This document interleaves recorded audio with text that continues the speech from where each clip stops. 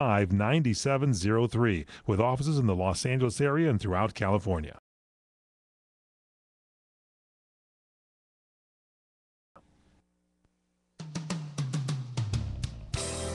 Welcome back. You're listening to the Cindy Laverty Show on CRN Digital Talk Radio. The Cindy Laverty Show is brought to you by Nameframe. Visit nameframe.com and find the perfect gift for anyone in your family, a friend, whatever. That's a unique, great, terrific thing. Just go to nameframe.com. My guest today is Ann Vertel, and we're having this really fun conversation about finding your success in life. This is your personal success. It's not finding money. Money follows how you are as a person, how you show up in the world. We've talked about gratitude. If you've missed any part of the show, you're going to want to go back and hear this. You can listen to it on my blog at crntalk.com/Cindy Laverty, or the show does a replay on Saturday from 2 to 3 p.m. or Sunday 8 a.m. to 9 a.m. That's Pacific time, so you can listen there. Anne, thanks so much for being here today. This is really fun. I'm having a great time, Cindy. Thank you. You're welcome. So one of the things that you and I were just sort of talking about while we were on the break, in life, we're not really taught how to explore, let alone live our why we're here. Each person is here with their own unique brilliance, but we're never taught that. And why is it important for the soul to find that? Well, I don't think we can be, completely who we are and be totally fulfilled unless we do. We can be successful and we can do a lot of things, but to be truly fulfilled, I think it's a unique combination of our gifts, and we have to be living that. And what we're really taught is what to do. We're not taught who to be. Right. Go to school, get a job, and just settle. Right. So what are some ways? Obviously having a coach like you helps you find out what your why is. And I'm sure there's moments when you're talking to someone and the person says, wow, I never thought I would be good at, wow. I mean, did those happen?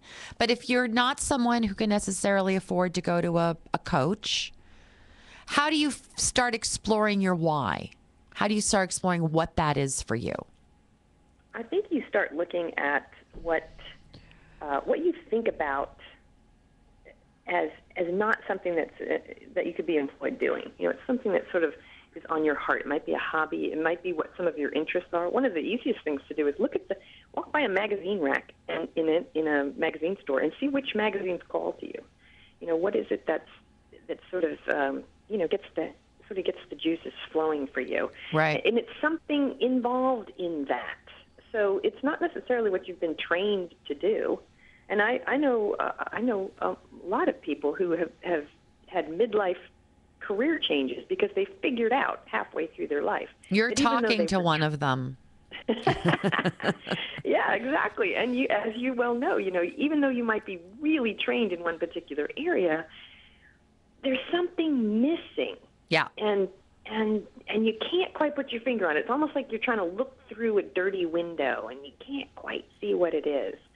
And sometimes we just don't really know. Sometimes the universe just hands it to us. Because I really thought I was going to be CEO of Christian Louboutin shoes.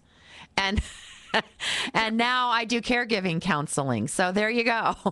Yeah, totally different. And I think when you're really, really in your element, much like when you find your soulmate, it doesn't feel like work. Right. It feels like love, and it's the kind of thing that you wake up thinking about and you go to sleep thinking about right, it. And exactly. It's the kind of thing you just can't not do. Yeah. So one of the things that you write about on your blog, you know what I wanted to say for all my listeners, Anne has a free 7-day video course on her site. So if you go to annvertel.com, you can sign up to get this free 7-day video course. And what will someone learn from this? It's really, I call it Take Back Your Life. Yeah. And it's just like a quick hit. Each of those videos is maybe 2 or 3 minutes long, and you wake up each day for 7 days and just basically how to take your life back, how to feel more in charge. Cool. And to stop feeling overwhelmed. And it's free.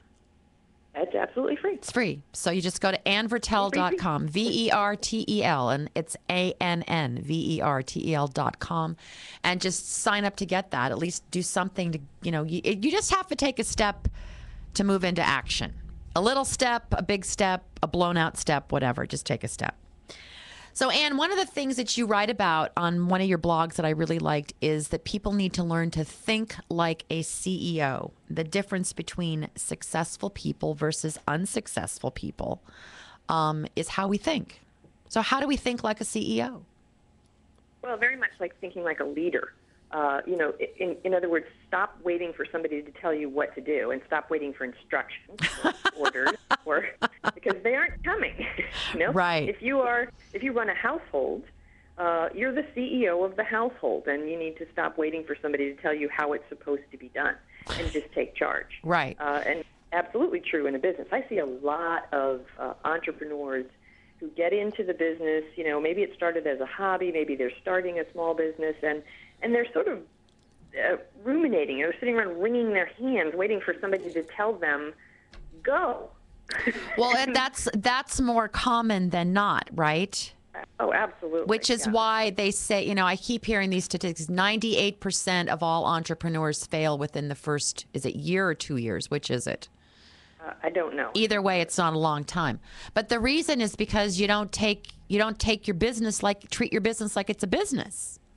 Absolutely. You treat it like it's a hobby, and it's not. I mean, the point of a business, even if you're doing something that you absolutely love, that you're passionate about, the point of a business is to turn a profit. That's Yes. the point. Otherwise, it's not a business. It's just an expensive hobby. And so everything that you do, obviously, you're going to be doing it with integrity, and you're going to be doing it, in a values-based way, because that's truly the only way to run a good business. But you have to be looking at it as a CEO, going, okay, how are we going to actually turn a profit? Well, okay, so in the beginning of a business, though, let's say you're an entrepreneur, you're starting your business. I think you're going to have to be willing to be able to fund this business for a while until it gets up and running, correct? Yes and no. Yes and no. Yes and no. Obviously, nobody's going to hand you a whole lot of money to start a business. So you have to fund a certain amount of it. However, I will tell you, Cindy, I have interviewed multiple successful women entrepreneurs, and almost every single one of them will tell you that if they had to start over again, they would have gone bigger, faster, and they would have done it by hiring help before they could afford it. All right, let's talk about that right after the break. This is huge news. I can't wait to hear this. Stay with us. You're listening to the Cindy Laverty Show. I'll be right back.